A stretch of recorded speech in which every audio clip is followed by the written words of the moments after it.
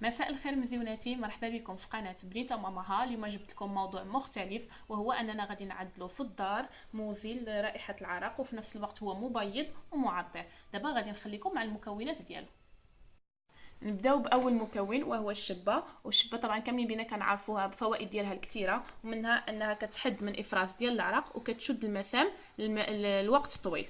عندنا هنايا المسك، طبعا معروف انه كيتستعمل في العطور برائحته يعني الزكيه الغزاله، داكشي علاش غنستعملوه. وهذه بودره ديال الاطفال، طبعا حنا كنعرفوها انها كتستعمل الاطفال، يعني ما فيها حتى حاجه لان نخافوا منها، وعاد كتنعم عاد معروف لانها كتمتص العرق وكتزيد من النعومه ديال البشره وكتبيضها. واستعملت هنايا كريم ديال غليسوليد اللي هي غنيه عن التعريف، اللي كلشي كيعرفها، ها هي اللي طبعا كتساعد على ترطيب وتنعيم البشره، طبعا كلشي كيعرفها. وهنايا استعملت حليب مرطب.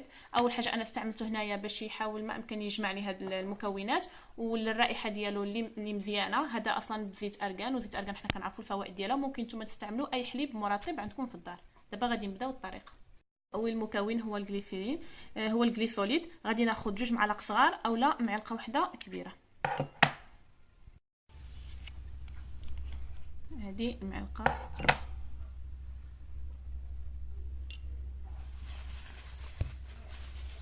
غادي ناخذ معلقه ديال المسك، ومعلقه ديال الشبه، ومعلقه ديال بودره الاطفال. بالنسبه للقياس اللي خديت للشبه وطالك بودره الاطفال، خديت معالق صغارين وما عمرينشي. ودابا غادي نزيدو حليب مرطب، وغادي نخلطوا هاد المكونات كامله.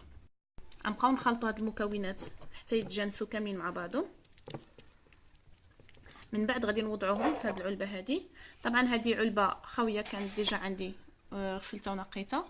ممكن نتوما تستعملوا اي علبه كانت عندكم ديجا ديال شي كريم ولا شي حاجه وتحتفظوا بها باش تعملوها. هاد مزيل رائحه العرق هو مزيان لانه كيساعد على النعومه ديال الجلد وكيبيض وكيعطي رائحه زكيه اللي غزاله. كنتمنى تجربوه. ممكن تستعملوه من بعد كل استحمام، اولا من بعد ما تغسلوا يعني تحت الابط ديالكم تستعملوه، وان شاء الله تردوا عليا لانه ها هما. من بعد ما خلطنا المكونات كلها مع بعضها والرائحه ديالها غزاله كتحمق، انا ناخذ شويه نوريكم. اصلا كيخلي البشره ناعمه وكيبيضها. ان شاء الله غادي تجربوها وغادي تلاحظوا الفرق، لان الجسم ديالكم كيبقى معطر وفي نفس الوقت كيبيضوا،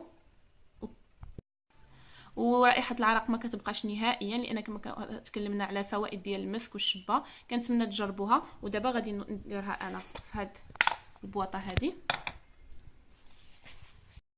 ها هو من بعد ما عملته في هاد البواطه هذه كما كتشوفوا انا عملته في يدي، ما كيخليش حتى لاطراس ان تخافوا يبقى لكم ولا شي حاجه نهائيا، وكيحيد رائحه العرق وكيخلي ريحه اللي هي كتحمق مزيونه. كنتمنى تجربوه وتردوا عليا. كنتسنى تعليقاتكم وارائكم، وشكرا لكم بزاف.